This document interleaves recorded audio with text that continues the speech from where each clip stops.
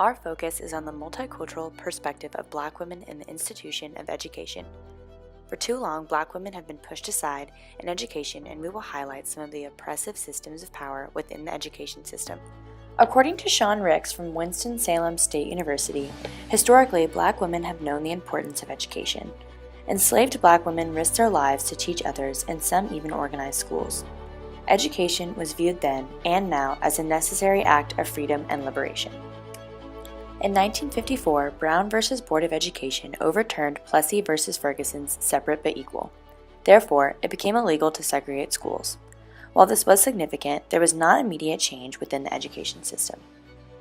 Even now, segregation still exists. The Seattle Journal for Social Justice states there is still 75 to 85% of minority students in the same school district population, and the same results occur with whites in nearly all white schools. Civil rights experts, such as Gary Orfield, head of the Harvard Civil Rights Project, report that more racial and ethnic segregation in schools and in neighborhood housing patterns exists today than in 1954.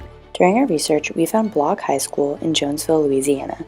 They are still facing segregation and inequality every day at school.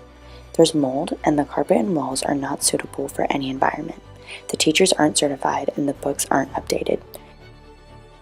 Students are speaking out about this injustice, but this is just one of the many examples where Black students aren't given the same opportunities and are struggling to get an education. Block High School students said in an interview that they don't feel ready for college. However, another school in the same district, Harrisonburg High School, is 90% white and is not facing any of these issues.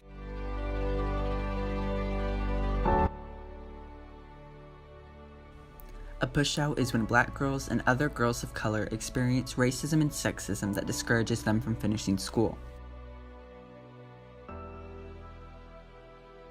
An example of the pushout is labels Black girls are given. In the education system, Black girls are labeled as angry, ratchet, aggressive, unladylike,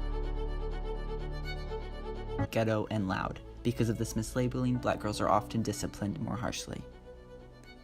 Researcher Adriana D. Dixon explains why schools treat students of color with heavy discipline. She explains there are some places that welcome student agency, but they aren't usually in low-income communities of color. I think when kids feel oppressed or repressed, they respond in a language that they know. Sometimes that's talking back, sometimes that's not being compliant. Schools need to recognize these behaviors aren't that these kids want to be bad. They are responding to an environment that doesn't help them feel free. Additionally, lack of teacher diversity in schools impacts student performance.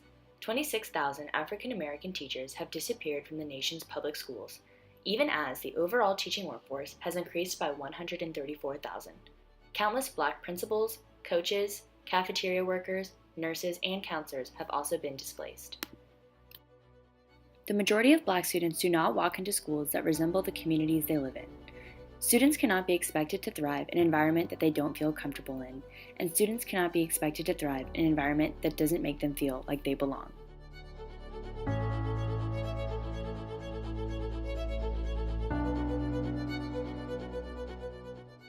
Education is powerful, and if Black women can't access the most out of their academic career, how can we expect them to come out of this domination, assimilation, and underrepresentation and invisibility?